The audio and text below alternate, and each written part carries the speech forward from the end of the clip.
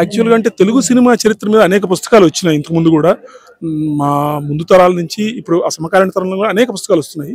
కానీ నా వరకు నేను ఈ పుస్తకం తీసుకురావడానికి కారణం ఏంటంటే దాదాపు 25 ఏళ్ల పైగా చేసినటువంటి సినిమా పరిశోధన తాలూకు అంశాలన్నీ కూడా ఈ పుస్తకంలో పొందుపరచడం జరిగింది.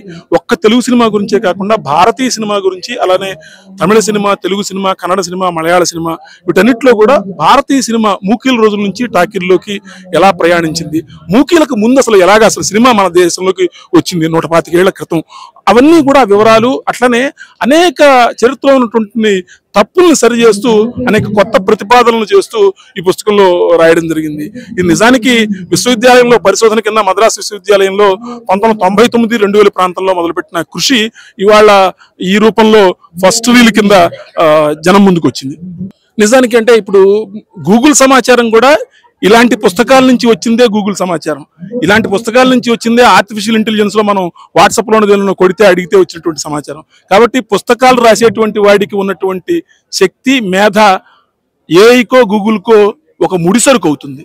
ఆ ముడిసరుకును అందించినటువంటి పుస్తకం ఇది. దీనికోసం ఇంతకుముందే చెప్పినట్టుగా దాదాపు 25 ఏళ్ల పైగా చేసిన ప్రయాణం. దీనిలో కూడా కొత్తది ఏం చెప్పాం, కొత్తగా ఏం చెప్పాం, ఈ రెండు చెప్పడం కోసం నేను ప్రయత్నించాను. చరిత్రలో ఉన్న అనేక తప్పుల్ని సవరిస్తూ, అది తెలుగు సినిమాలో కావచ్చు, తమిళం సినిమాలో కావచ్చు, కన్నడం సినిమాలో కావచ్చు, సవరిస్తూ ఈ పుస్తకంలో రాయడం జరిగింది. ఈ పుస్తకంలో రాసిన అనేక అంశాలు, ఉదాహరణకి ఒక చిన్న ఉదాహరణ చెప్తాను. భక్త ప్రహ్లాద్ అనేది మన పూర్తి తెలుగు టాకీ.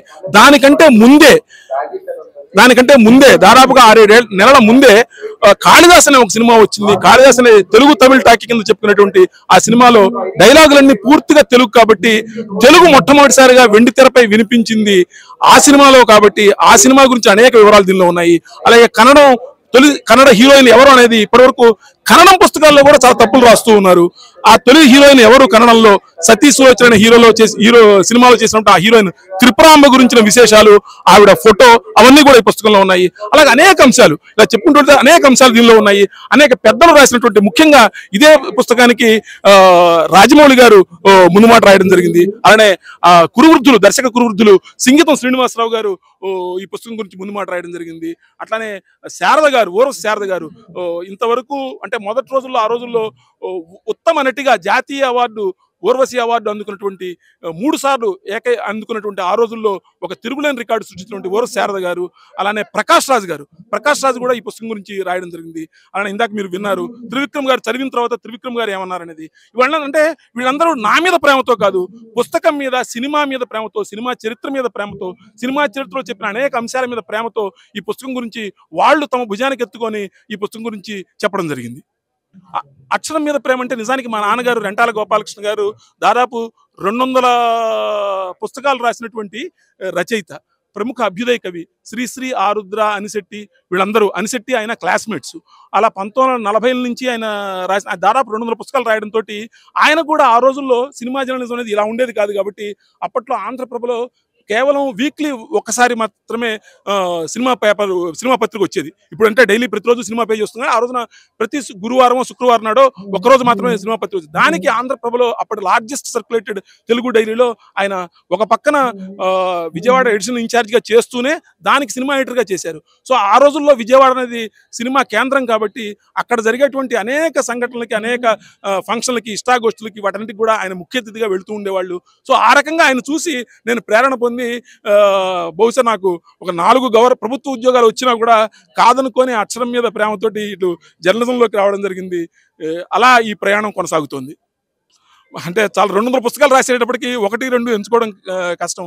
కానీ ఆయన రాసినటువంటి మహాభారతం, మొత్తం 18 పర్వాలు రాసినటువంటి మహాభారతం నాకంటే కూడా త్రివిక్రమ్ గారు ఇవాళకి చెప్తారు. త్రివిక్రమ్ గారు ఆ పుస్తకం చదువుతున్నప్పుడు రెంటాల గోపాలకృష్ణ గారు రాసిన మహాభారతం నేను చదువుతుంటే 18 పర్వాలు 7 సంపుటాలు వచ్చినటువంటి పుస్తకాన్ని నాకు మహాభారతం వార్ ఎపిసోడ్ పూర్తి స్థాయిలో చూస్తున్నట్టుగా అనిపిస్తూ ఉందని చెప్తారు.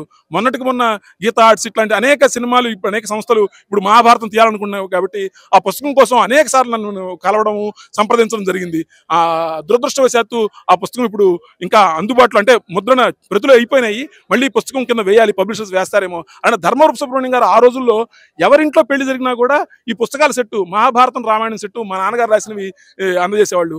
అవన్నీ చదవడం మూలంగా బహుశా నాకు కొద్దిపాటి అక్షర జ్ఞానం కలిగిందని నేను అనుకుంటాను.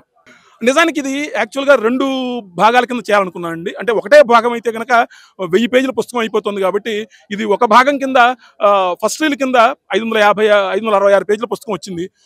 ఇది పూర్తిగా సౌత్ ఇండియన్ సినిమా మీద ఉన్న పుస్తకం.